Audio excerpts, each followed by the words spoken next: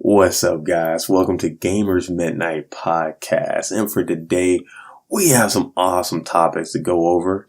We'll first be going over Fortnite action figures. And then going along with Fortnite, we'll be talking about the Fortnite Support a Creator event.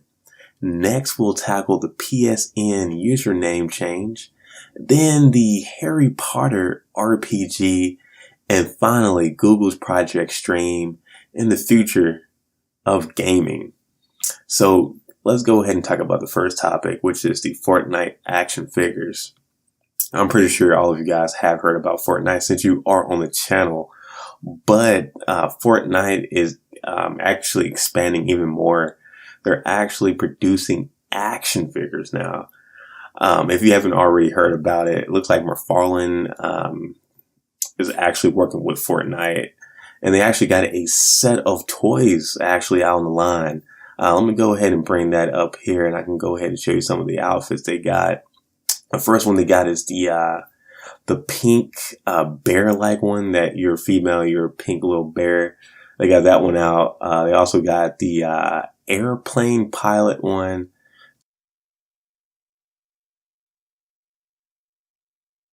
For wave 1.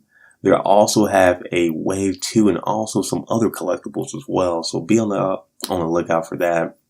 Now, I'm not so surprised that they're actually expanding to the video games. I mean, that actual recently partnered with the Nintendo Switch. And now we have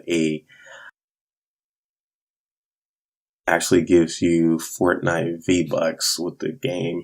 So that's awesome there. It looks like Fortnite is doing it smartly, increasing their brand, their popularity even more. Now, I don't play with toys now, but if I did, I would probably pick some up. I'm not going to lie. But anyway, it looks like we will be getting some action figures with the new with the new season coming up. So that's pretty awesome. So yeah, if you do play action figures, you should definitely pick those up. If your kids play Fortnite, you should definitely pick them up. I probably will purchase a few just for the fact that I'm not sure exactly how limited these 5, 6, 10 years from now, Fortnite will not be as popular. So this could be some really items. So again, be out on the lookout on this upcoming winter. And yeah, if you have kids, you should definitely get the game. I mean, you should definitely get the action figures, but if you don't, but you're thinking, in the future, I think that would be a good collectible item that you can definitely make money on. But yeah, I'm not too surprised that they actually have Fortnite toys, and I'm pretty sure they'll sell well. They'll have even more of the more popular action figures out. So that's awesome there. So now, guys, let's go ahead and go over our next topic, which is the Fortnite. Let me go ahead and bring that up for you guys. The Fortnite Support a Creator event. I'm not sure you guys heard about that. It's just something I recently heard about, but pretty much Epic Games is allowing you, the audience, to pretty much help out other creators, pretty much by buying, like when you go to the V-Bucks store, a percentage of your V-Bucks will be going to your selected creator. Now, every creator, is not eligible for this. They actually have a lot of different rules on the type of creators they're looking for, but you don't have to be a big YouTuber. So that's awesome there. I'm going to go ahead and just read off the first 2 paragraphs on Kotaku.com about this. It states, Epic Games have announced a new Support a Creator event that begins October 8th and runs through the end of the year that allows creators to earn real-world currency when their supporters spend V-Bucks, Fortnite's in-game currency.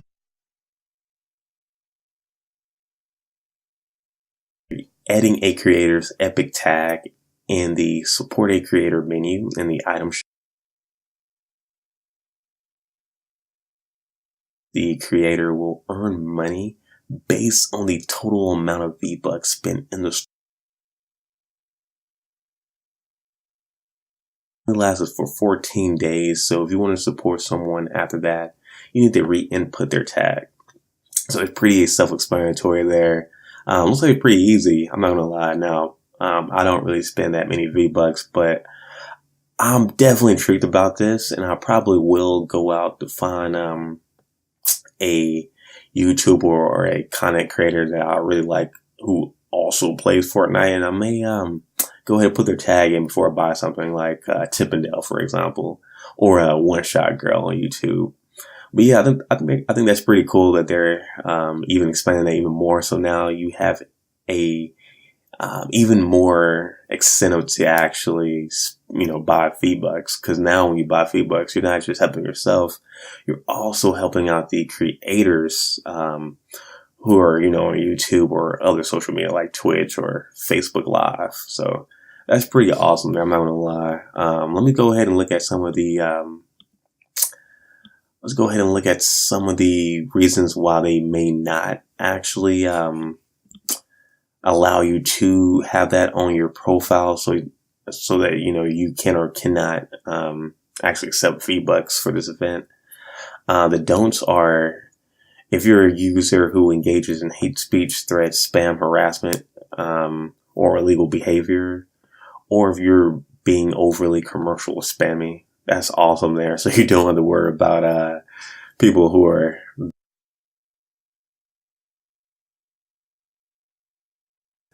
it looks like they'll be looking for people, who I'm also just reading it verbatim from Kotaku.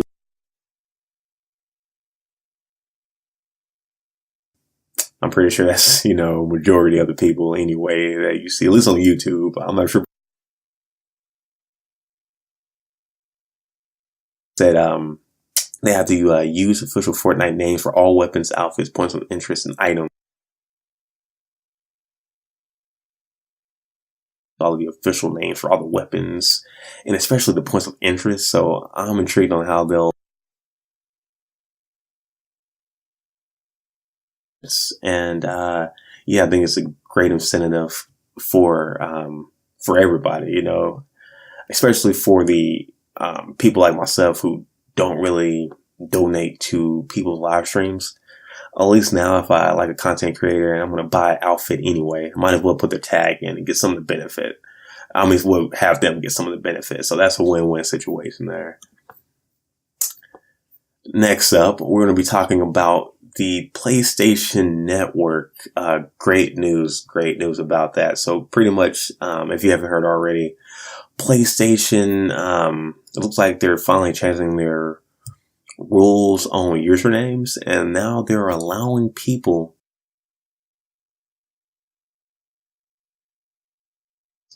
now, if you're a Xbox user, like myself, feel like every console should have been having, because on the Xbox, everybody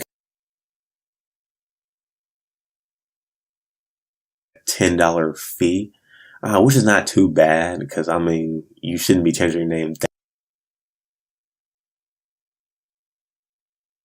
about twice now. I had my original name, and then that didn't go as I had planned, so I recently changed it back to my original name. But yeah, it's crazy to think that on PlayStation, you cannot have, you weren't able to actually change your name, which is crazy there. But looks like they're finally changing that, so PlayStation Network users can finally change their username from, their stupid junior high or high school names to something more appropriate. I was reading some comments about that, and it looks like a lot of people are super happy about that. People who, maybe make their name in like elementary or junior high, something stupid. And then they're like in high school and college now, and they're like, oh, I think it's about time I should change that, change my name to something more appropriate, like for example, maybe like if you were in junior high, you might have named yourself like Gunna 51269 or something. But like in high school and college, you telling your friends, yeah, my name is Gunna 5969 214385. Like, come on, that's a lie. So it's good like they're actually finally changing that. Hopefully it's free, but I'm pretty sure they might charge a fee. But since Xbox allows you to change it one time for free and then charge a fee, I'm thinking PlayStation will probably follow suit and allow people to, you would then be charged. I'm not sure how exactly they're going to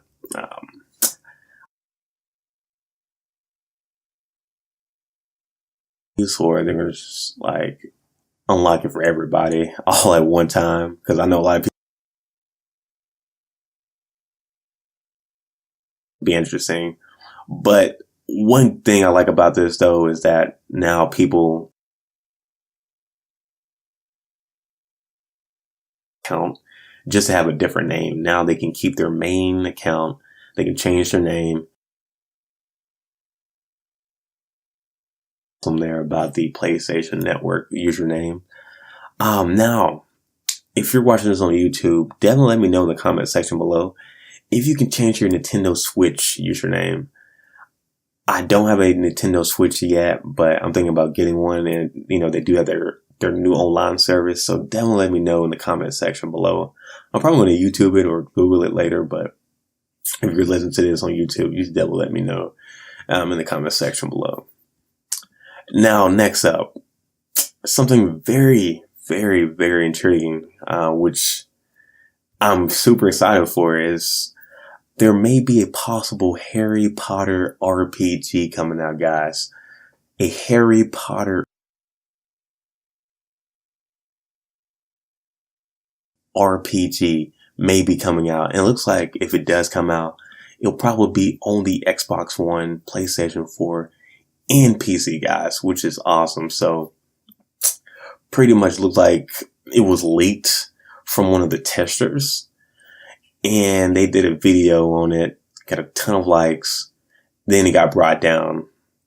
And apparently the person who leaked this did not have to sign a NDA, or they apparently forgot. I'm going to go ahead and read a snippet I'm looking at from IGN, which it looked like they got from Reddit. So the person who leaked it stated that, but while they had everyone else sign NDAs, I guess I left before they remembered I needed to sign one too. So it looks like this may actually be legit. We actually may be getting a video before it was taken down, and it actually looks pretty good. I'm not going to lie. So from those screenshots, I'm going to go ahead and read some stuff I'm looking at from the Daily Star. What the game will probably be like.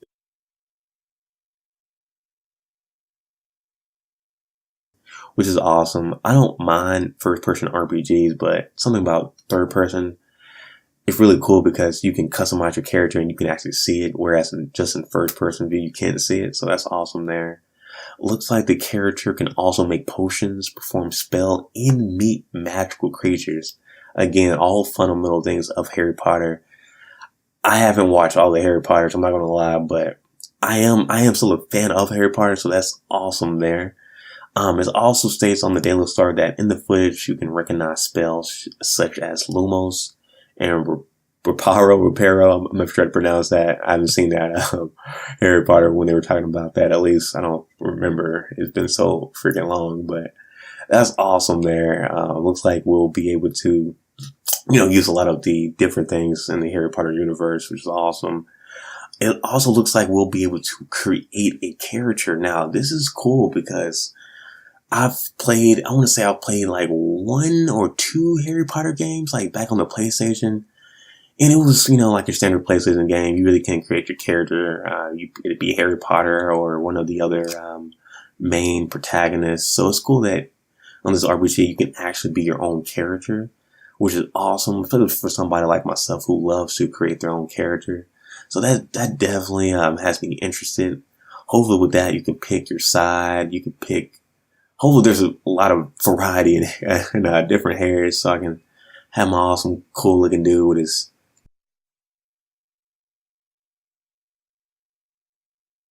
Yeah, it looks like we will be able to create your own character, which I'm super excited about. I'm just reading some more about this. Looks like you can recognize some well-known location from the Potter universe.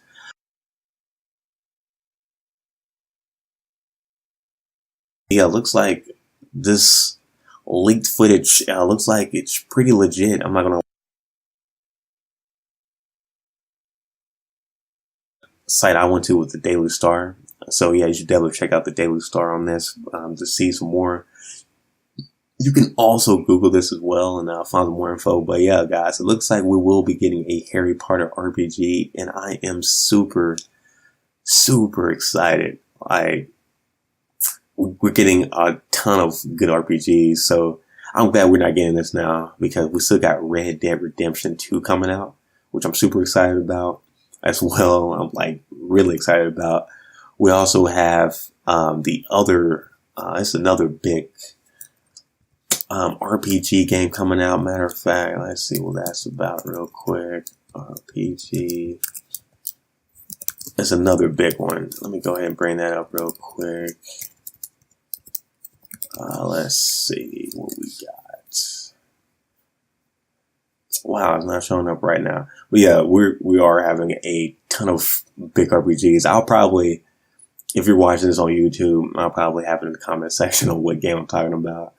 But yeah, guys, it looks like we'll be getting a good amount of like very heavy hitters in the RPG world, so that's great. I'm currently playing Red Dead Redemption, the Walking, what is it called? The Walking Dead, the Walking Zombie, the something like that. Sorry for me saying Walking Dead because I'm actually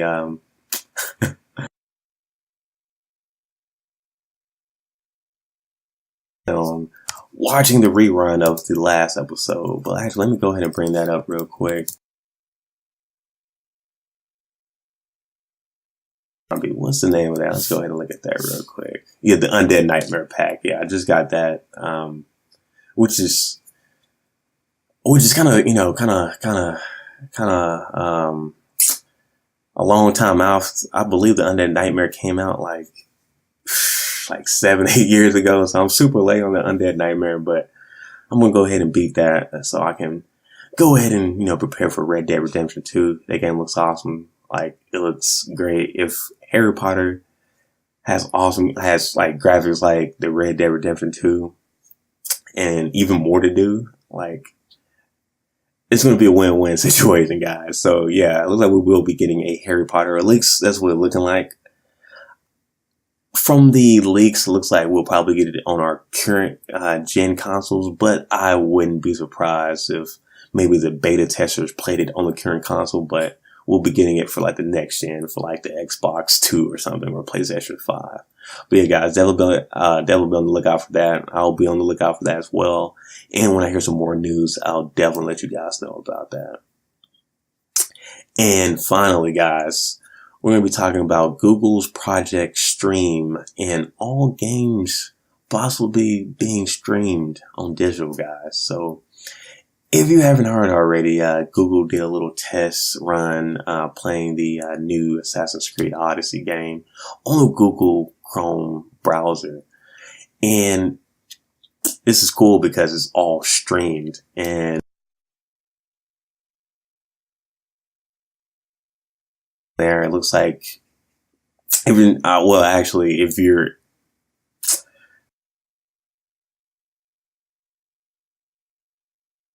this shouldn't really be too much of a surprise that we will be getting more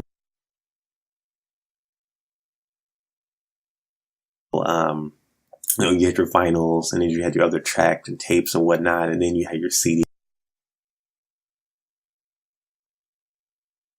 Pretty much just streams their music now. Everybody has their phone, which you have most of your music, or you have like iPod Nano or whatever that you can actually stream your music on.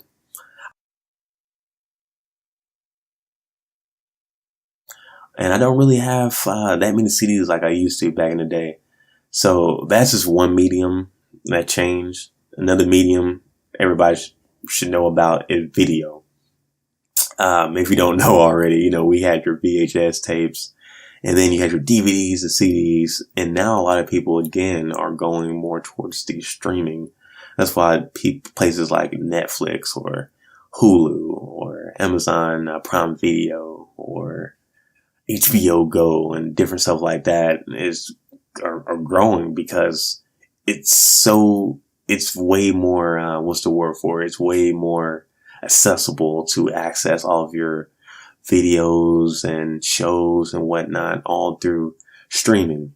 Even Disney is working on their own streaming device or streaming service, which will have pretty much a whole bunch of Star Wars and exclusive content, probably Star Wars movies as well.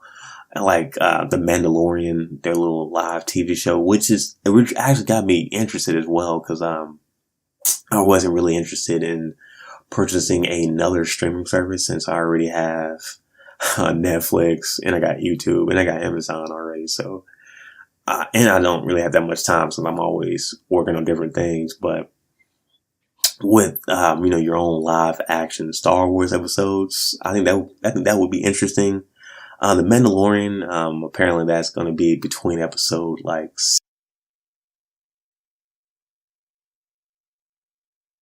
on that, and create live action shows on like the Old Republic. Maybe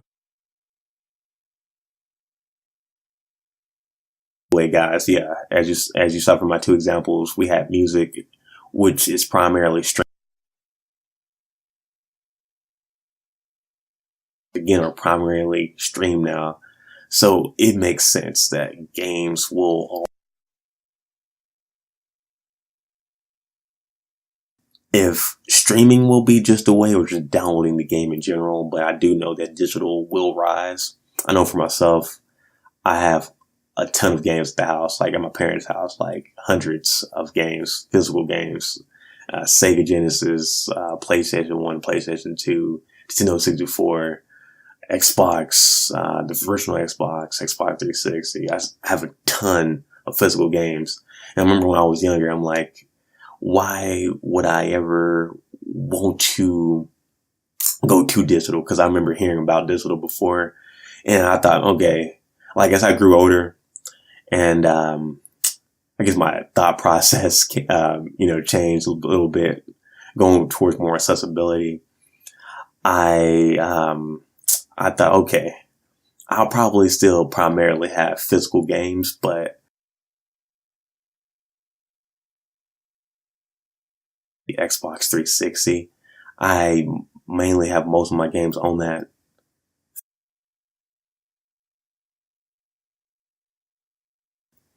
My mind completely changed with the Xbox One.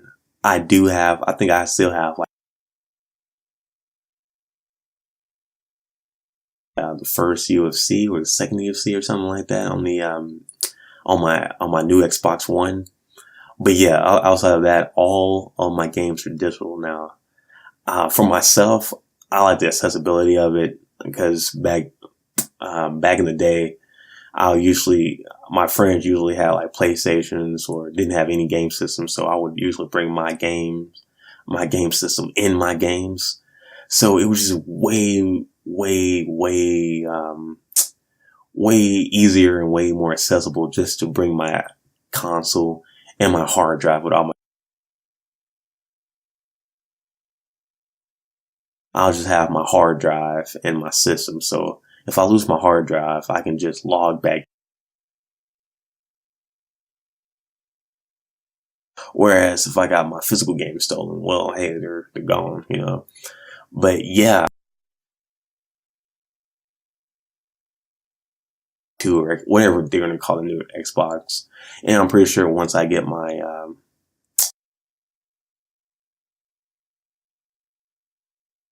full digital as well, again, just for the accessibility of it, and all I actually switched up to digital was because I started buying physical games. And then when I bought those physical games, I actually had to download even more things to actually play the game, or to get more downloads on day one, like the day one patch and day one updates.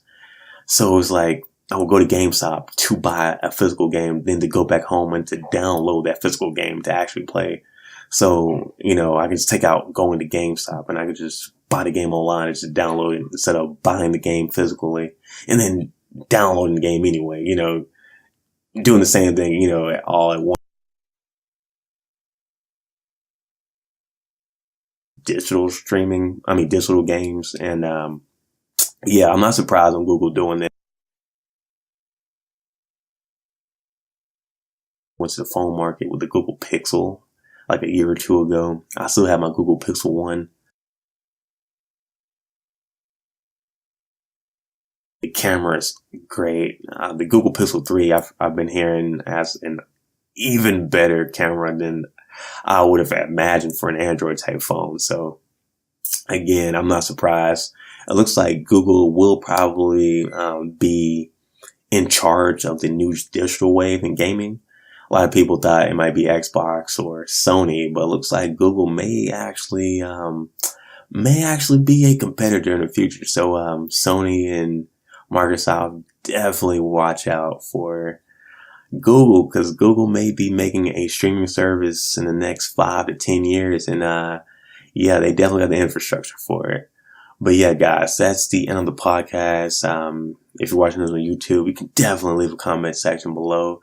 If you're hearing this on SoundCloud or any other site like that, you can definitely, hit that like button or heart button or any other button that you like. Also, too, definitely let me know and, what I should talk about next on my next podcast. And I hope all of you guys have a great day today, or should I say a great night today. Peace.